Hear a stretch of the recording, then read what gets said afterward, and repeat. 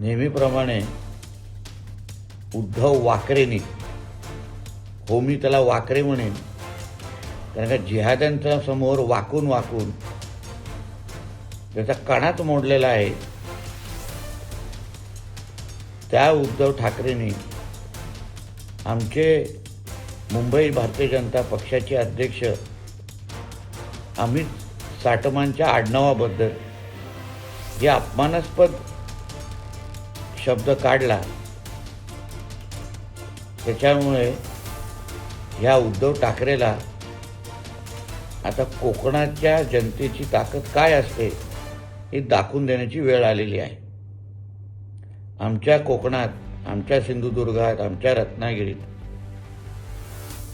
असंख्य साटम आडनावाचे, परब आडनावाचे, सावंत आडनावाचे असंख्य कुटुंब वर्षानुवर्ष अभिमानाने राहतात. एक वेगळा मान आहे या आडनावांना. आणि तुम्ही जेव्हा ह्याच आडनावाची खिल्ली उडवता, तेव्हा तुम्ही एका व्यक्तीचे नाही, पण कोकणाच्या समस्त आमच्या भूमीचा, आमच्या ह्या मातीचा तुम्ही अपमान करतात, हे उद्धव वाकरेंनी लक्षात ठेवावं. मला विश्वास आहे की ह्या अपमानाचा बदला, वचपा